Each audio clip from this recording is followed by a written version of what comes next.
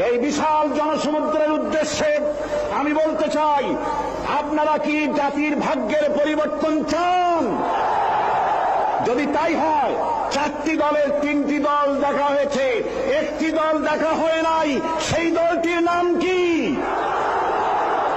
এবারের এই মহান সুযোগে সেই জামাত ইসলামীকে এই সংসদের ভেতরে কথা বলার সুযোগ করে দিতে হবে।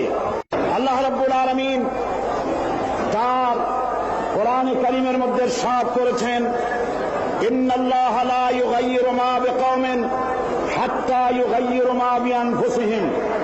নিশ্চয়ই আল্লাহ পাক কোন জাতির ভাগ্য পরিবর্তন করেন না যতক্ষণ পর্যন্ত সেই জাতি তার ভাগ্য নিজেরাই পরিবর্তন করতে সচেষ্ট না হয়।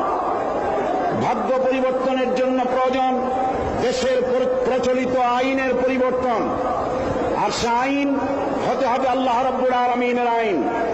দেশ স্বাধীনের পর আমাদের এই মঞ্চের পেছনে যে সংসদ ভবন রয়েছে, এই সংসদ ভবনে যারাই এসেছেন তারা এই জনগণের ভাগ্য পরিবর্তনের কাজ, কেউ এই কাজে হাত দেননি।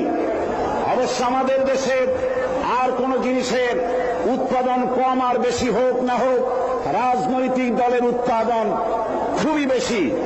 আমাদের দেশে বর্তমানে 250 রাজনৈতিক দল মাত্র কাজ করছে। এদের ভিতরে এমন দলও আছে যাদের নেতা এবং তাদের সেক্রেটারি সভাপতি কোথায় থাকেন তা খোঁজ করার জন্য তুলারাশির লোক দিয়া বাটি চালান দিয়েও খোঁজ করে পাওয়া যায় না। বর্তমান এই অবস্থায় দেশে বিদেশে সকলেরই জানা, এতগুলি দলের মধ্যে 4টি দল হল প্রধান। এই 4টি দল বিগত 26 বছরের ভেতরে 3টি দল ক্ষমতায় এসেছেন। এই 3টি দল তারা ক্ষমতায় এসে জনগণের ভাগ্য পরিবর্তন করুক আর নাই করতে পারুক, নিজেদের ভাগ্য দক্ষ এবং সুনিপুণতার সাথে নিজেদের ভাগ্যের পরিবর্তন করেছেন। দুর্নীতিকে জাতীয়করণ করে বিদায় নিয়েছেন।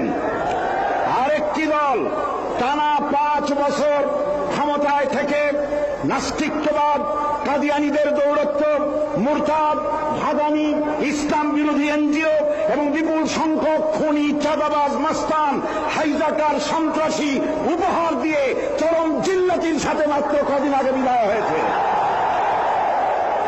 সুতরাং এই অবস্থায় জাতির ভাগ্যের পরিবর্তনের বড় রকম সুযোগ এখন জনগণের হাতের মুঠোয়। এই বিশাল জনসমুদ্রের উদ্দেশ্যে আমি বলতে চাই, আপনারা কি জাতির ভাগ্যের পরিবর্তন চান? যদি তাই হয়, 4টি দলের 3টি দল দেখা হয়েছে, একটি দল দেখা হয় নাই, সেই দলটির নাম কি? এবারের এই মহান সুযোগে সেই জামাত ইসলামীকে এই সংসদের ভেতরে কথা বলার সুযোগ করে দিতে হবে।